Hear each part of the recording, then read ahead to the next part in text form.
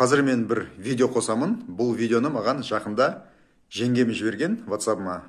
Бұл адамның видеодағы ат жөнін білмеймін, мен оны танымаймын. Егер сіздер танысаңыздар, ат жөнін білсеңіздер, комментарияға жазып кетсеңіздер, мен парақшаларын іздеп тауып алайын деп едім. Бұл адамның осы видеодағы айтып отырған ойлары маған өте жақын. Мен үлкен қарызға ең бірінші рет 25 жасымда сол 2011-2013 жылдары кірдім. 20 миллион болды. Сол қарыздың арқасында алған үлкен сабақтарымның бірі: Құдайым, ақшамен алғаныңа шүкір, ақшамен алғаныңа рахмет. Және сол қарыздардың арқасында санам кеңейіп деген сияқты психологияға жақындадым, соны тереңірек зерттей бастадым. Тағы бір түйген ойым: мына көбіміз рухани әлем мен материалдық әлемді бөліп жатамыз, я? Рухани әлем бұл бір эзотерика, бір ниеттің қабыл болуы, бізге көп адамның көзіне көрінбейтін нәрселер. Егер ол көп адамның көзіне көрінбесе, ол жоқ деген нәрсе емес. Мына ауада бізге көрінбейді, ауа бар ғой, сол сияқты. Сосын мына материалдық әлем мен рухани әлемді бөліп жатады. Яғни мен сол кәсібімді жұмыс жасай берейін, жұмысыма бара берейін, бағана күнделікті наныма, суыма, ақшамды табайын, сен руханиятыңмен өзіңмен бол, маған оны айтпаш, ондай ертегіні айтпаш деп жатады. Яғни сол кезде сол қарыздардың арқасында түйген ойларымның бірі: рухани әлем мен материалдық әлем бір. Мына осы соғып тұрған үстелді микроскоппен қарасаңыз, ол 99 бірдеңе пайыз бос ауадан тұрады екен. Яғни осы ғалымдардың зерттеп бағанан дәлелденген нәрсесі. Бұл бір енді бөлек тақырып. Сол жалпы сол үстелдің өзі, мына тұрған шкафтың өзі сол руханияттан тұратын. Бұл үстел мен бұл шкафта ойдың, қиялдың бір күшімен де қозғалтуға болады, немесе жоқ қылып жіберуге болады. Оны да мысалы дәл солай болатынын мен біліп, сезіп те мысалы жатырмын, сол санамның ол кеңеуінің арқасында, мына ұлы күштердің маған беріп жатырған бір, мен арқылы бір беріп жатырған бір күштердің арқасында, бір білімдердің арқасында, бұл менікі емес.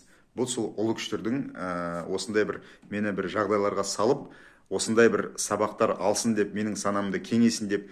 Яғни бұл сабақтарды не үшін алып жатырмын? Не үшін бізге беріп жатыр бұл ұлы күштер? Бізді осы әлемді танысын деп.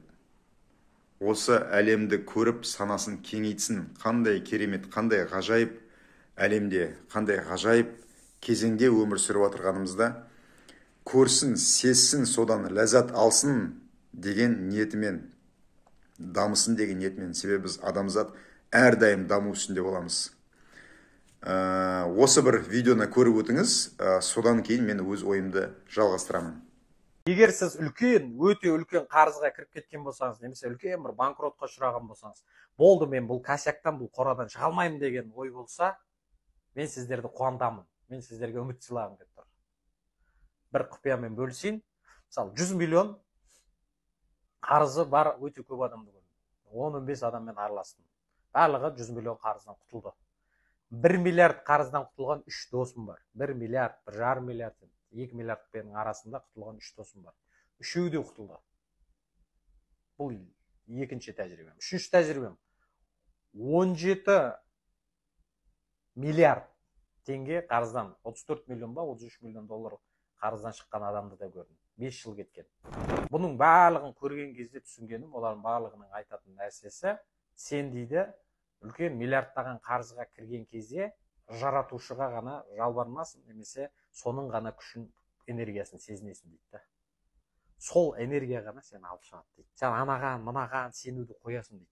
Адам баласына қатты үміт артпай, өз-өзіңді ғана алып шығасың дейді. Ең үлкен солардан түсінген нәрсем, жаратушы өзі саған сигнал береді екен, былай істе деген сияқты үлкен қарызға кірген кезде. Сосын сен сол жағдайға түскеніңе шүкіршілік етуің керек. еврейлер айтады екен ғой, жаңағы ақшамен алғанына шүкір, денсаулықпен басқа проблеманы адаммен алып қойса не істер еді, бір жақының кетіп қалса не істейсің, денсаулығың кетіп қалса не істейсің, ақшаға сатып ала алмайсың. Ақшамен алғаныңа шүкір Құдай деп айтады екен да еврейлер. Сол еврейлердің кейбір жерлерін алу керек. Бізде сол ақшамен алғанда бәле жаланың бәрі сол ақшамен кетсін деу керек. Қауіп қатердің барлығы сол ақшамен кетсін деу керек.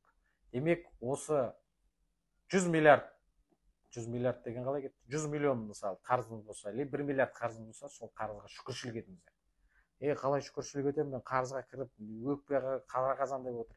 Әңгіме жоқ. Басында өкпелейсің, ренжисің, өзіңді кінәлайсың, жұртты кінәлайсың, кейде Құдайды кінәлайсың, бәрін кінәлап болғаннан кейін одан результат шықпайтынын түсінесің.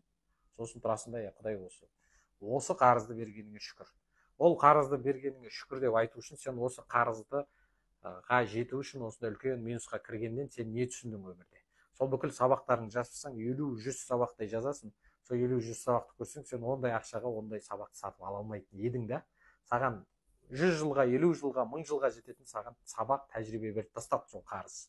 Сондықтан сол қарызға өмірде 100 миллионға, 1 миллиардқа сатып ала алмайтын білімді берген үшін сол қарызға рахмет айту керек, сол қарызға шүкіршілік ету керек. Сонда ғана сіздің жолыңыз ашылады, ана қарыздан құтыласыз. Бұл қарыздың миссиясы сізді жаңа деңгейге көтеру, сізге үлкен тәжірибе, сабақ беру. Мен енді сол жаңа айтып отырмын, 100 миллионнан бастап 17 миллиард теңге қарызы құтылған адамдарды көрген адам ретінде айтайын. Бұндай деңгейдегі адамдардың ойлау жүйесі деген енді оңай емес.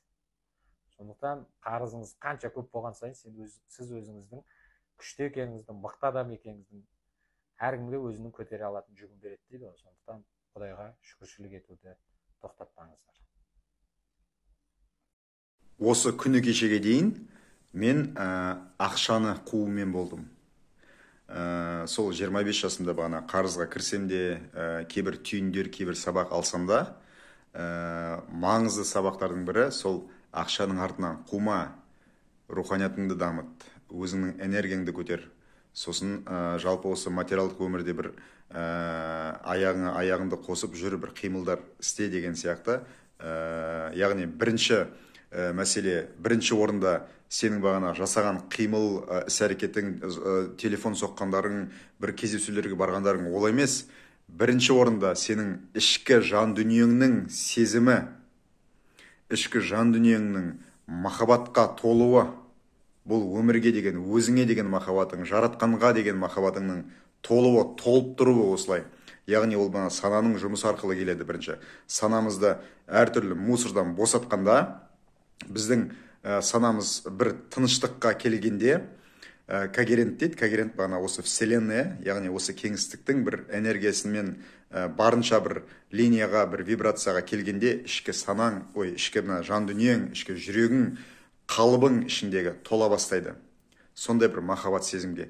Содан сол сезіммен сен бір адамға телефон соқсаң, сол сезіммен бір адаммен, өзіңе деген өте маңызды адаммен кездесу ұйымдастырсаң, сол сенің сезіміңе бүкіл осы материалдық әлем өзі тартыла бастайды. Тартылыс күші сонда сенің магнитің кеңейе бастайды деген нәрсені енді ұғып жатырмын мен. Бұрын мысалы мен өзім ойлаймын, енді сол 30 жасымда да, 20 жасымда да, мысалы 33 жасымда да мен миллионер болуды қаладым, мысалы. Енді теңгемен айналғанда, теңгемен санағанда енді бір миллионер өзімше болған шығармын, бірақ енді долларовый миллионер деген сияқты, миллиардер деген сияқты ондай нәрсе болған жоқ. Және мен өмірдің сол мақсаты миллионер болу екен деп ойладым. Бұл да бір осы соңғы кезеңдері санамның бір өзгергеннің белгісі. Яғни мен қазір мүлдем ақшаны бір мақсат қоймаймын. Енді кейбіреулеріңіз ойлауыңыз мүмкін, ол теория ретінде айтып отыр деп. Мен енді сенсеңіз, мен шын айтамын. Менің өмірім үшін қазір ақша маңызды, бірақ ақша шынымен де инструмент ретінде маңызды екенін түсініп жатырмын. Мен ақшаны өте жақсы көремін. Ақшаны өте сыйлаймын, қатты сыйлаймын қазір. Сол ақшаның кез келген белгілері, ол купюра болсын, ол тиын болсын, мен оны құрметтеймін, мен оны жерден аламын, жерде жатсам. Бірақ мен ол ақшаның артынан жүрмеймін. түсініп отырсыз ғой. Яғни біз мысалы тамақ ішеміз, қоректенеміз, бірақ біз өмірімізді тамақ ішу үшін, су ішу үшін, қоректену үшін жүрмейміз, иә.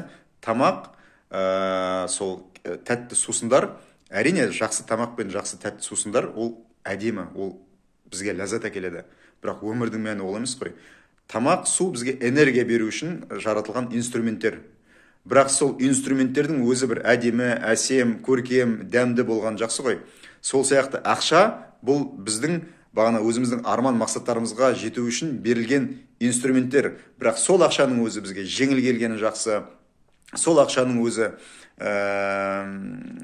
біздің мысалы сол көп болып біздің арман мақсаттарымызға жеткілікті болған жақсы, иә. Міне сол, яғни мақсатымызды шатыстырмау керек. Біздің мақсат, әр адамның өзінің келген мақсаты бар. Менің мақсатым мысалы, егер нумерология тілімен айтатын болсақ, мен 8-дікпін, яғни материалдық әлемді барынша толығымен зерттеу. Сол 8-діктің артықшылықтары болады, мысалы кемшіліктері болады. Сол кемшіліктермен жұмыс жасау. Сол әрбір санның өзінің бір плюстары мен минустары болады. Сосын 30 жастан кейінгі қосылатын менің миссиям, сол бойынша мен қалай жұмыс жасауым керек. Міне сол миссияларының бағана өзімнің өмірлік мақсаттарының бірі, ең маңызды мақсаттарының бірі менің. Сол материалдық нәрселерден, сол қарыздардан, қарым-қатынас мәселелері бойынша өзім сол жеке өз басыммен сүңгіп, содан бір ілім, тәрбие, тәжірибе жинап, соны халықпен бөлісу. Бұл менің былайша айтқанда предназначением. Бұны да мен жақында біліп жатырмын. Сол осы видеоға шығып жатырғандардың себептерінің, маңызды себептерінің бірі осы. Өзім бағанағы мен сол материалдық жағдайдан, қарыздардан, мысалы жұбайыммен айырылдым, 2 балам қазір менен бөлек тұрып жатыр, иә, басқа қалада. Осының барлығын өзімнің жүрегіммен сезіп, көзіммен көріп, миыммен саралап деген сияқты. Содан кейін осыдан бір түйін жинап, түйін түйіп, соны мына халықпен бөлісу, айналамдағы адамдармен бөлісу. Бұл менің бағанағы басты өмірлік мақсаттардың бірі. Және бұл мақсаттар санамның кеңеюіне байланысты өзгере береді, кеңейе береді, басқа да бір кең масштабта жалғаса береді. Яғни осы сияқты, осыған іспеттес, әрбіреуіңіз өзіңіздің сол мақсатыңызды ажыратып алған жөн. Сол кезінде 30 жасында мысалы мен миллионер болсам, иә, қазір ойлаймын, Құдайға шүкір, сол ұлы күштерге мыңда бір шүкір, сол кезде мені миллионер қылмағанына. Себебі сол кездегі менің ойларым басқаша болды. Яғни керемет киімдерді киіп алып, біреуге бір міне мен осындай бір дәрежеге жеттім деген бір понт, өзімді сондай көрсету болды. Міне Артур жетті. Кезінде мен 25 жасымда қарызға кіргенде маған күліп едіңдер ғой. Енді міне мен миллионер болдым, әлемді аралап жүрмін, қараңдар деген мақсат болды менде. Сол кезде мен бағанағы ол ақшаны оңды солды әртүрлі нәрселерге жойып, алкогольге тойып, одан кейін білмеймін, наркомания болуы мүмкін, әртүрлі нәрсе болуы мүмкін. Мен өз өмірімді саралаймын ғой. Сондықтан миллион есе, миллиард есе, шексіз рахмет, шүкір, сол кезде мені миллионер қылмағанына. Міне осы нәрсе. Яғни, мысалы, бетіңе жара шығады, немесе денеңе жара шығады. Біз көбіне қалай емделеміз? Сол бетке бағана крем жағып, немесе денемізге бірдеңелерді жағып емделеміз. Оның емі, оның ауру себебі ол іште жатыр. Ішіміздегі организмізде жатыр, денеміздің ішінде жатыр. Біз оған үңіле бермейміз. Біз сыртын емдейміз. Яғни, сіз қазір өзіңіздің санаңызды реттемесеңіз, ішкі жан дүниеңізді реттемесеңіз, сізге қазір ақша сізге зиян әкеледі. Оны қатты бір қаласаңыз, немесе қара күштердің сол қара күштерге жүгініп, сол арқылы бір ақша тапсаңыз, сізге ақша келеді қазір. Бірақ денеңіздің ішіңіздегі жара, ол сыртына шықпай қоймайды. Сол ақша сізді тұғырыққа әкеледі. Өлімге де әкелуі мүмкін. Сондықтан миллион рет ойлаңыз қазір. Санаңыз кеңеймесе, ішкі жан дүниеңіз бағанағы, ішкі жан дүниеңіздің жарасы емделмесе, ол ақша сізге зиян болады. Осыны бір ойлаңыз. Осы туралы не ойлайсыз? Менімен бөліссеңіз болады комментарийге. Рахмет.